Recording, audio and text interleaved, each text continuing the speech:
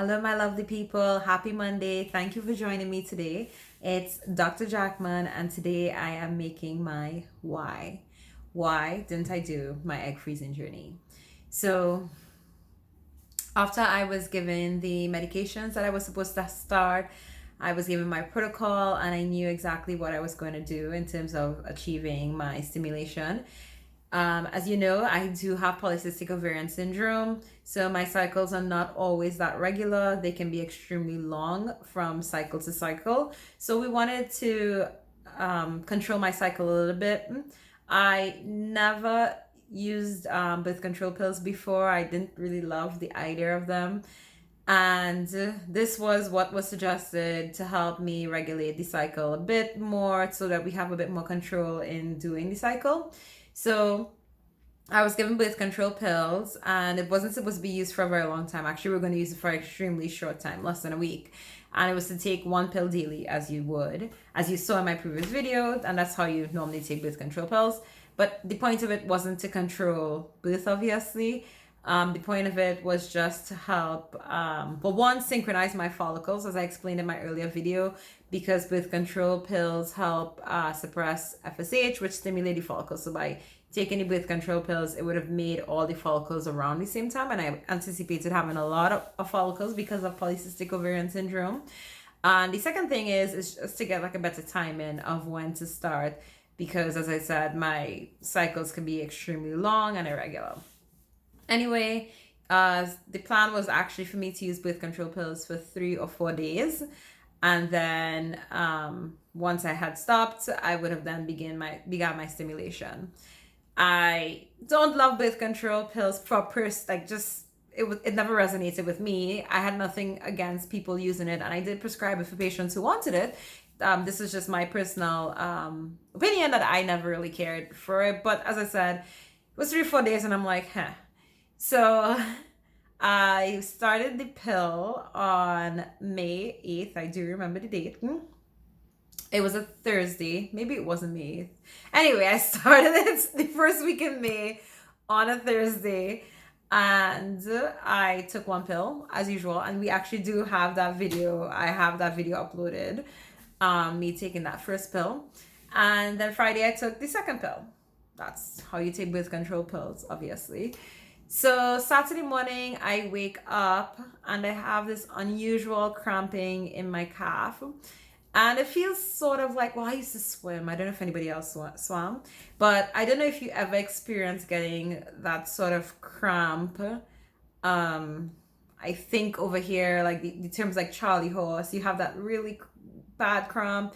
And it's not a pain per se, but it's a crampy, icky is like a better word, feeling. So I woke up with that sort of cramp. I mean, if you know me, I haven't been in a pool anytime recently, and I'm like, what is this? Why am I getting this? So usually if you get that sort of cramp in a pool while swimming, the easiest way to relieve it is to dorsiflex, meaning that, you pull your feet towards yourself backwards. So it felt like a Charlie horse, so I did the little treatment that I know. So I sort of like started to flex my feet to try and relieve the pain, and it worked a little bit, but then it kept coming back, and it was such a strange sensation that it was like just a weird, achy, tingly feeling that I just never experienced outside of like swimming. And when I say swimming, I don't mean like swimming one lap. I used to train competitively, so it was laps constantly for 2 hours back and forth across the pool. And then maybe like 45 minutes in, you start to get these cramps, and that's what I was experiencing, but I had just woken up. So I spoke to one of my friends and I was like, this is kind of weird. And I was telling her about it, and she was like, oh, maybe it's like lack of magnesium. See if you take magnesium, that might help with the cramping. And because I'm describing it as a cramp, she's thinking of like differentials of what will cause leg cramping. So I decided to take a Tums, which is not pure magnesium, but it did have magnesium in it, and it worked a little bit. But I honestly think it was more a placebo effect, because I just didn't know what it was and I wanted something to work. So it wasn't painful, just annoying. So I sort of ignored it that Saturday, the first day. So then I woke up Sunday. I had to go to work. I was in the OR that day and it was still there. And it was just so weird because I've never had a Charlie horse, even from swimming, that lasted so long. Usually, by the time you start to walk, even if you don't do that dorsiflex maneuver, by the time you start to walk, it goes away. This wasn't going away. And now I'm walking with like a slight limp to try and accommodate. I was in the OR on that Sunday. So this is the second day of this weird pain, this weird ache. And something pops in my head. Like, Janelle, you're a doctor. You should know better differentials. So one of the most popular known side effects of taking birth control pills is getting a blood clot. The day before, on Friday, when it first happened, this was not even the slightest thought in my head because I only took the birth control pill for one day. So it wasn't on my top 10 differentials initially, to be honest. And then that Sunday, going to work with my limp now, I'm like, could this be a blood clot really after one day? Granted, now it would be 2 days because I did take the birth control on the Friday as well because blood clot didn't pop in my head. And I took it Saturday. So actually, this is 3 days of taking birth control pill. But I still felt it was strange, but now it's a thought in my head. And as a medical professional, you can't get these. When you get a thought of what something could be, even if it's the worst case scenario, sometimes it's hard to get the thought out of your head. So I went to work, I saw my patients, I was in the OR, so I did everything in the OR that I had planned that day. And once I was finished seeing patients, I went to my colleagues and I was like, you think this could be a blood clot? So they examined my calf, my left calf, and we all concluded maybe not. My calf was soft. I thought I was seeing a difference in size. One looked slightly bigger, but it was really so slight that it could have just been your basic asymmetry of your body. So I didn't take that into much effect. And then after all the patients had left, I decided to take the abdominal probe, which is not really the appropriate probe on an ultrasound to watch your blood vessels. Usually a flat top, whereas the abdominal has a rounded top. But that's all I had available. So I took that or transvaginal probe, which is even worse. So I took the abdominal probe and I scanned my leg in the Doppler form and I looked for blood flow and I saw blood flow. Now, to be honest, I've done many blood flow scans, but related to pregnancy and reproductive organs and the ovaries, and I know exactly what I'm doing when it comes to that area of the body. I personally don't know 100% how to do a Doppler scan for a leg. So I just looked for blood flow and I saw blood flow. Now, granted, I consciously wouldn't have known how much vessels I'm supposed to be seeing with blood flow when you do a Doppler of the lower extremity, but I saw blood flow and I felt quite at ease. Along with my colleagues telling me it's very unlikely that this is a blood clot after 3 days of birth control pills. And actually the pain started after only taking it for 2 days. So I reassured myself. I did call my friend who is in internal medicine to just try and get like another opinion. And at the point in time, I was like, willing to go to the hospital if I needed to. And he didn't answer. So I was just like, you know what? It's a sign. I don't have a blood clot. It's okay. It is fine. So I went home. When actually my friend returned my call, I think everybody was of the mind that it was just too soon and it realistically didn't sound characteristic symptoms of having a blood clot, DVT, a deep vein thrombosis. So I sort of put my mind at ease and was like, it's just a weird cramp in my leg. Maybe I need more magnesium, zinc, something. I don't know. It's a cramp. So I go to bed. It's fine. Wake up Monday morning and now it is a severe, annoying. It wasn't yet really painful, but it had more pain than it had the previous days. And now it's an unbearable sensation, not because of the pain. I have no other way to describe this than annoying. It was annoying.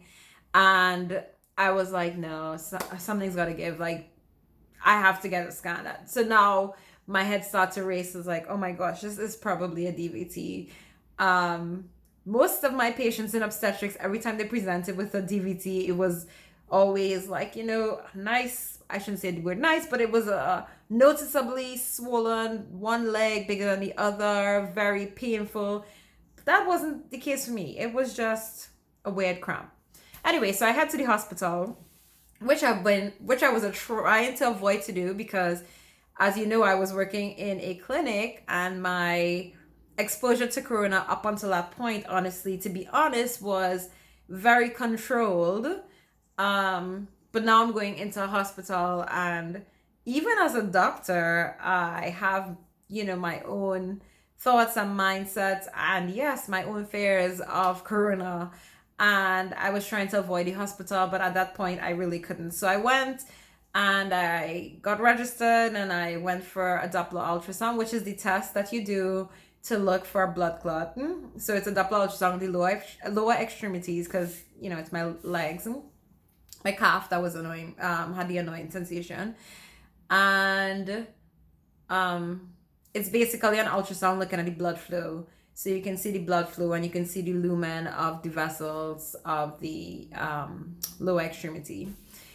So the ultrasonographer does the right leg, and I'm in my little nerdy vibe, like, oh my gosh, I've actually never actually fully witnessed the Doppler ultrasound. And I was kind of like, how come? Like, I've sent so many people for this. It's so weird thinking back that I've never actually seen it like this. So I'm just there watching, going through the anatomy, going down the foot, seeing all the flow, and the right leg is fine.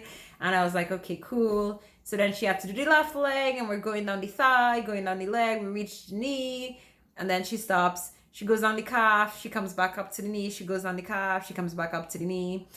And she repeats this a few times, and I'm like, okay, because one, I am myself noticing that the exam is looking different on the left from once we reach the calf than it was on the right.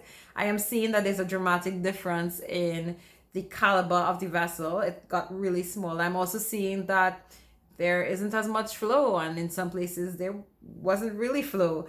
And I myself am noticing the difference. And this obviously is made even more obvious by the fact that she is repeating the area that she's scanning. And also, she went silent. If you ever do anything with me, you'd realize I'm talkative, and I'm asking questions, and we were talking about everything, and then she just goes silent, and she really starts to concentrate, and she stopped saying anything. So my anxiety starts to raise a little bit, and I'm not usually an anxious person, but I got a little bit. And I asked, are you seeing a clot? And she said no. A little bit of happiness started to flow, but then the sentence that followed dropped my happiness to ground zero when she said, I don't see one, I see two. Yes, I had two blood clots in my left leg after taking birth control pills for 2 days. That, to me, was extreme, almost unheard of. I know of people who get birth control, who get blood clots after birth control quickly, and that's usually a matter of weeks, is considered quickly. But days was a bit unheard of. And I'll be honest, I went into full patient mode. Any medical degree, medical knowledge, medical anything went out of my head, and I started to panic and hyperventilate. It was as if I got a terminal sentence, and I know it's not, but that was my initial reaction, like, oh my gosh, I have a blood clot, oh my god. And I started to panic a little bit. And then when I sort of regained my composure, I was like, refer me to a doctor. And she's like, aren't you a doctor? I was like, yeah, but I deal with, babies and the uterus. I don't deal with the legs or blood vessels. I was like, who do people normally go to see this? granted, I'm not thinking hematology. I'm not thinking at all. So I'm just there like asking her, please, like just send me wherever I need to go. I need to deal with this now. So she calls one of the vascular surgeons in the hospital. He agrees to see me immediately because he knows that I'm one of the doctors. And then I make my way there. And now the entire time I'm walking, I'm freaking out because I was like, I have 2 blood clots and I'm walking. If I walk and it's dislodged and it comes to my lung, it might be a pulmonary embolism. I will drop that. I panicked. I would be honest, and I'm being very honest and very raw and very open right now. I panicked. Um, and the entire way to the vascular surgeon's office, I was literally in my head the entire time, and it was so nerve wracking. So I see him. He recommends medication. It's called Eliquis. It is a blood thinner, and basically it doesn't work by, I'm not going to go through the whole clotting cascade and how medications work, but basically it doesn't do anything to the existing clot, which most people think it would. It just prevents further clot formation. And I'm there and I'm trying to go through my own medical history to see, like, how could I get a clot? I have no family history of anybody in my family having a clot. Things that usually cause clots, besides the birth control pills. History of recent travel, especially if you have long air travel, long periods of immobility, people who had recent surgery, and there are people who have hypercoagulable conditions and blood conditions, as well as taking birth control pills. And it's even worse if you are like really have like a high body weight, or if you smoke. So there are factors that will promote blood clots, but I didn't have any that I knew of. So besides taking the birth control pills, but it was for 2 and then 1 more day, so 3 days. So I have no known history of cancer. But then that started to come in my head. I was like, oh my God, is this like a foretelling of something? I really, really, really was not in a good headspace at that point in time. So the vascular surgeon, he asked me all these questions. He tried to assess my history, and then he started me on this blood thinning medication called Eliquis. The first few days of Eliquis, I did get side effects of Eliquis. Eliquis is a blood thinner, so it makes you bleed easily. But that quickly resolved. And then, now I'm still actually on it. I'm taking it like you would a multivitamin. I take it twice a day, which I have to. I do have an alarm that's much to everyone's annoyance when I forget to take the alarm off before going into the operating room. So now I try to remember to take my Eliquis before going into the OR and turning my phone off. Otherwise, I always have to get someone to get my phone when I'm scrubbed. Anyway, so I now start to freak out. I leave his office, and then I'm like, oh my gosh, maybe I have one of these blood disorders that causes you to clot, because logically I can't think of anything else. So I go and I have all this blood work done to see if I would have any sort of factors that will determine why I am clotting so easily. And it turns out I do. I have something called anticardiolipin antibody. It is part of the antibody workup for something called antiphospholipid syndrome. And long story short, having a series of these antibodies could make you more prone to having blood clots, even though usually having just one is not usual. But in my case, I guess, it is. And then also, if I had more than one of these factors, thankfully I only have one, but more than one can also have people to have recurrent miscarriages. So this is just something going forward now. I learned something about myself that I honestly didn't know, that I had this antibody that made me more prone to clotting. And there was no reason to test for this antibody ever before in life. And hey, now I found out. So at least now I know whenever I'm pregnant, I have to be on anticoagulation throughout my pregnancy and delivery, and for early postpartum period, because of my history of having a deep vein thrombosis, a DVT. But I tell you, I know side effects of birth control. I know side effects of actually of all the medications I was planning to take. Did I think that I would have this side effect? Absolutely not. Especially that I was going to use birth control just for a short space of time, as well as the fact that I had no obvious reasons to be prone to clotting. And then, even though it's a well-known side effect of birth control pills, it's actually not the most common side effects of birth control pills. So contrary to popular belief, it's probably the most commonly known side effect, but it's not the most common side effect. So I, you know, honestly didn't think I would have gotten a clot, especially from such a short-term use. And it was just the fact that I was like, I have prescribed this medication so many times with my basic screening history that everyone does before you prescribe birth control. You always do the screening history, which I do thoroughly all the time. And even with myself having that screening history, it didn't screen me well. So, sometimes every now and again, even though you've taken the precautions and the steps, you have this one in a, you know, it's really not one in a million. It's not that rare, but you have these odd cases that slip through the cracks. So yes, the reason I could not do my egg freezing journey is because I got a deep vein thrombosis. I got blood clots, and actually it was two in my left leg. So because I was on a blood thinner, I did not want, and it wasn't the wisest thing to do. Well, first of all, having extremely high levels of estrogen is also not good for an active clot. That actually helps promote clots. So when we're talking about clot promotion, estrogen is something that can promote a clot. So first of all, when you're stimulated, you get all these estrogen. So I didn't want to have high estrogen at this time. And yes, I wasn't a blood thinner, but still, I didn't want to test fate. And then the second reason is, honestly, when you are doing the egg retrieval, it's a needle that you use through the transvaginal ultrasound. So you're like literally piercing with a needle. And sometimes you pierce small blood vessels that on their own will usually seal. But if somebody's in a blood thinner, you may have bleeding that is prolonged.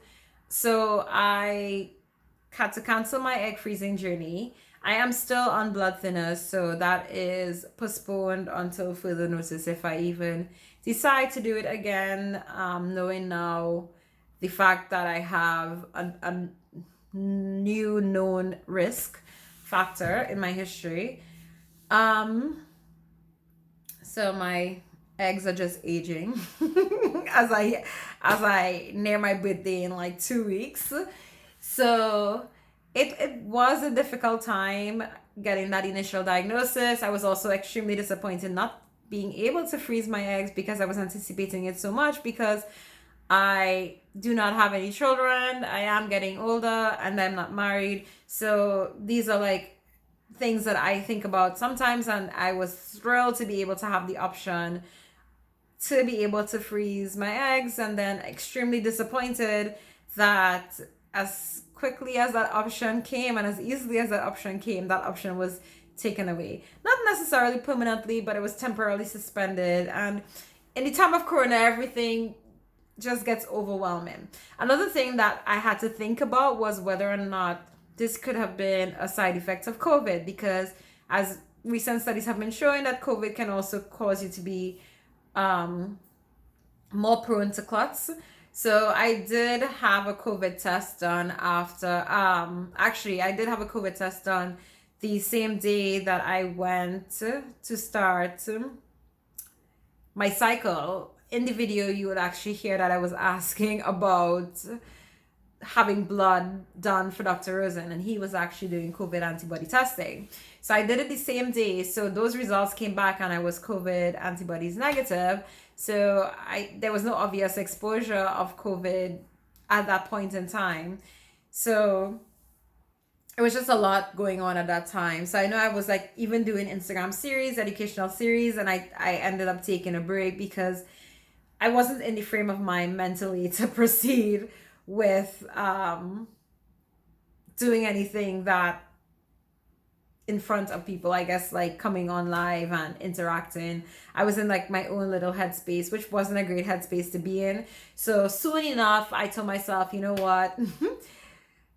I took my time, maybe like a day or two, it could have been a few days. It could have been a few days.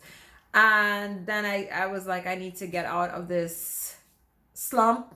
So that's when I decided that, you know what, I'm gonna put my energy and focus into work. So I started doing research. Like I had some research topics that I wanted to get covered. So I started doing research and or completing or continuing research that I've started and trying to make progress on research. So then the American Society of Reproductive Medicine, their deadline submission actually was at the end of May. So this happened the first into the second week of May, and I was like, you know what? Let me really just use this time to focus on other aspects of myself. Now that I have time, I'm home. I'm more or less the first few weeks I had to, well, first week or so, I had to be not confined to bed 100%, but really not walking around and moving around a bit as I had like a lot of edema. It eventually did become extremely painful, and I was like, that's the symptom that I know everybody describes. That weird, achy, annoying feeling was, well, now I know it is a symptom, but it wasn't the first characteristic thing I think of when I think of DVT. Now it has definitely been added to my list of symptoms in my head. So I worked and I submitted, as you saw in the post yesterday, I submitted 10 abstracts to the American Society of Reproductive Medicine. And all 10 were accepted for the conference in October. So that was pretty exciting turnout of having a DVT and being stuck at home. You know, I got to do some research. I always like to paint a little silver lining over everything, right? So that is my story. That is why I did not do my egg freezing journey. And that's why I actually kind of disappeared a little bit towards mid-end of May. And it was because I was, you know, going through the thoughts of like this diagnosis, trying to figure out how it happened or why, like if there was anything else, learning the fact that I do have, you know, a positive antibody that can cause clotting, and then trying to focus my attention into building other aspects of myself. So that's my little story. I'm sorry it took so long. I actually intended this to be less than 10 minutes. Yeah, so that's literally why. And I'm still on the blood thinner. I've gotten somewhat accustomed to taking it, and I do have follow up with hematology just to determine how long I will be taking it for. So that's my story. I hope that, you know, it helps you understand like just perspective, and just to know that medications do have side effects. And hopefully, if God forbid someone out there has similar symptoms and may have a similar consideration, just know to have the possibility of a blood clot on your differential diagnosis, and just be safe. Thankfully, it wasn't due to corona or anything like that. I'm still COVID free. I had a recent test done on Friday. Lovely. So yeah. So that is why I didn't do egg freezing. I got a blood clot due to birth control pills. So I didn't even do any of the stimulation. I did absolutely nothing besides the initial monitoring. And that's why I use the time to talk about what it entails, and my actual footage is just the initial monitoring and the explanation of the medication that I was going to use. So that's my story. I hope you stay tuned. And the next video, I thought this was going to be the last story on the egg freezing journey, and it technically is. I would just probably make one video at some point in time, just going through the side effects of all the medication, because I think it's highly important to know, isn't it? So have a good day, a wonderful day, and I will see you soon. Bye.